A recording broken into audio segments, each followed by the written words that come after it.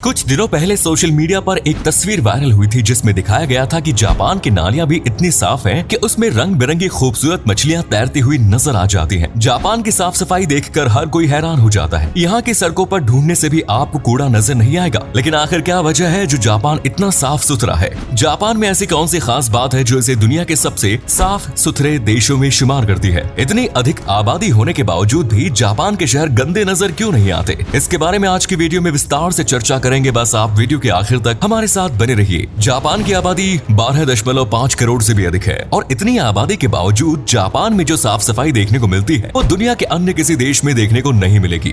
यहाँ तक कि जापान की सड़कें यूरोपीय देशों से भी साफ नजर आती है। जापान न सिर्फ टेक्नोलॉजी के मामले में पूरी दुनिया के सामने मिसाल पेश करता है, बल्कि स्वच्छता के मामले में भी जापान का कोई मुकाबला नहीं। जापान का रिसाइकल और वेस्ट मैनेजमेंट सिस्टम काफी कमाल का है। सड़कों पर जगह जगह आपको डस्टबिन रखे हुए नजर आ जाएंगे और कोई भी जगह ऐसी नहीं होगी जहां सिर्फ एक डस्टबिन रखा होगा। जापान में पब्लिक प्लेसेस पर कई तरह के डस्टबिन रखे होते हैं जिनमें लोग खाने का कूड़ा अलग और बिना खाने का कूड़ा अलग डालते हैं। जिस कूड़े को जलाया जा सकता है उसे अलग डस्टबिन में डालते हैं और जिसे नहीं जलाया जा सकता उसे अलग डस्टबिन में डाला जाता है। ऐसा ही रिसाइक्लेबल और नॉन रिसाइक्लेबल वेस्ट के साथ भी किया जाता है। सभी डस्टबिन के ऊपर इंस्ट्रक्शंस लिखे होते हैं कि किस तरह डस्टबिन में कौन सा कूड़ा डालना है। हमारे देश में सभी डस्टबिन अक्सर खुले पड़े रहते हैं जहां से कूड़ा दिन भर उड़ता रहता है, लेकिन जापान के डस्टबिन पूरी तरह बंद रहते हैं। चाहे कितनी ही आंधी तूफान आ जाए, इन डस्टबिन में से कूड़ा उठकर बाहर नहीं जा सकता और ना ही कुत्ते बिल्ली जैसे जानवर ये कूड़ा फैलाकर गंदगी करते हैं। जापान में गीला कूड़ा उठाने के लिए हफ्ते में 2 बार म्युनिसिपल डिपार्टमेंट की गाड़ी आती है और सूखा कूड़ा हफ्ते में 1 बार उठाया जाता है। जापान में विस्की की बोतल्स अलग सेक्शन में डाली जाती है और उसका ढक्कन अलग डस्टबिन में डाला जाता है, क्योंकि एक बोतल कांच की होती है और ढक्कन प्लास्टिक का। ये दोनों चीजें एक साथ रिसाइकिल नहीं हो सकती। डस्टबिन में आपको एक भी ऐसी बोतल नजर नहीं आएगी जिसके ऊपर ढक्कन लगा हुआ हो।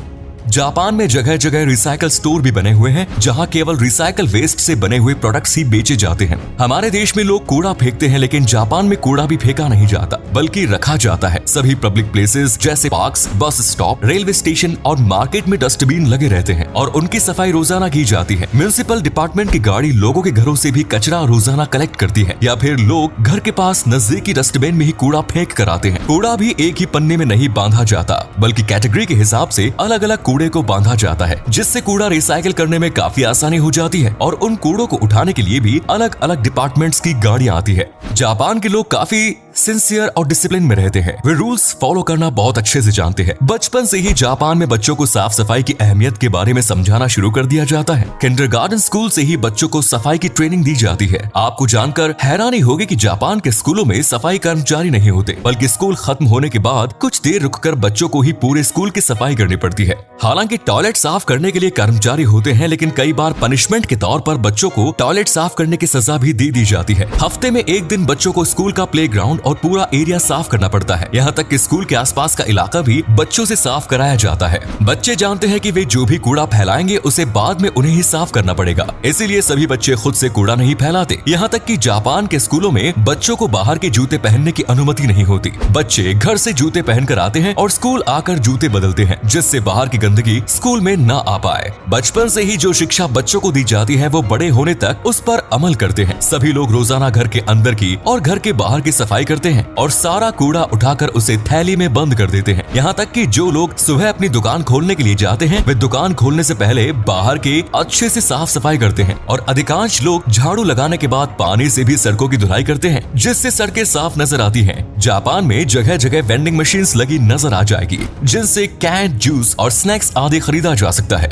जूस पीने के बाद खाली कैन को जापान के लोग इधर उधर नहीं फेंकते, बल्कि वेंडिंग मशीन के बराबर में ही एक डस्टबिन रखा होता है जो स्पेशली कैन के लिए रखा होता है। इस डस्टबिन में कुछ और सामान नहीं डाला जा सकता। कैंस को रिसाइकिल करने के लिए ये डस्टबिन लगाए गए हैं। जापान में कई सोशल ग्रुप्स बने हुए हैं जो लोगों को स्वच्छता के प्रति जागरूक करने का काम करते हैं और अपने शहर और देश को साफ बनाने में योगदान देते हैं। जापान के बीचेस भी काफी साफ सुथरे होते हैं और यदि उन पर गंदगी होती है तो स्वच्छता के प्रति लोगों को जागरूक करने वाली संस्थाओं से जुड़े सदस्य हफ्ते में या महीने में एक दिन सभी बीच की सफाई की जिम्मेदारी लेते हैं। अक्सर जब भी स्टेडियम्स में मैच होते हैं तो दर्शक ढेर सारी गंदगी कर जाते हैं। जूस, स्नैक्स, पानी की खाली बोतलें लोग स्टेडियम में ही छोड़ जाते हैं और मैच खत्म होते ही अपने घर की ओर रवाना होने लगते हैं। लेकिन जापान के स्टेडियम्स में जब भी कोई मैच होता है तो मैच खत्म होने के बाद दर्शक स्टेडियम से सारा कूड़ा इकट्ठा करते हैं, उन्हें डस्टबिन में डालने के बाद ही घर जाते हैं। जापान में जब भी किसी एरिया में कोई नई फैमिली रहने के लिए आती है तो उस फैमिली को सोसाइटी के लोग मिलकर साफ सफाई के नियम समझाते हैं। कूड़े की गाड़ी किस टाइम आएगी, किस तरह से घर की और आसपास की सफाई करनी है, इसके बारे में नए लोगों को पूरी तरह गाइड किया जाता है। यहाँ तक कि कोई विदेशी नागरिक यदि जापान में नौकरी के लिए जाता है तो उसे भी साफ सफाई के बारे में समझाया जाता है। जापान के लोग टॉयलेट में सोल्यूबल टॉयलेट पेपर का इस्तेमाल करते हैं। जापान की बस और बुलेट ट्रेन जैसे पब्लिक ट्रांसपोर्ट में कुछ भी खाना पीना मना होता है, जिस कारण रेलवे स्टेशन और बस स्टॉप्स पर बिल्कुल भी गंदगी नजर नहीं आती।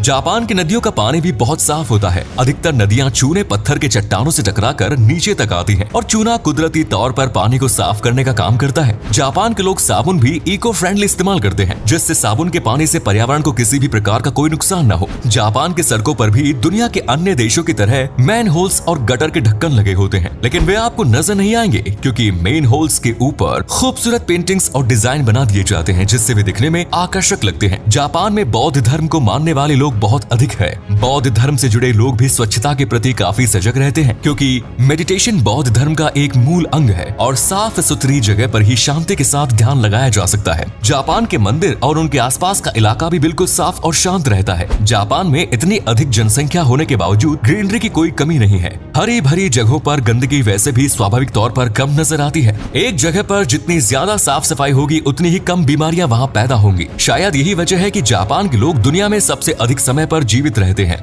जापान के लोगों का लाइफ एक्सपेक्टेंसी रेट 84 इयर्स के आसपास है, जो दुनिया में सबसे अधिक है। यदि भारत के नागरिक अपना कर्तव्य समझें तो भारत भी आने वाले कुछ समय में जापान की तरह साफ हो सकता है। लेकिन हमारे देश में साफ सफाई सोशल मीडिया पर और पोस्टर्स पर ज्यादा नजर आती है। अपने घर के साथ साथ अपने शहर और देश को साफ रखना भी हमारा परम कर्तव्य है। उम्मीद करते हैं दोस्तों आपको ये वीडियो पसंद आई होगी। जापान से हम इंडियंस को क्या क्या सीखने की जरूरत है, आपने इस वीडियो से क्या सीखा, कमेंट्स में जरूर बताएं। धन्यवाद।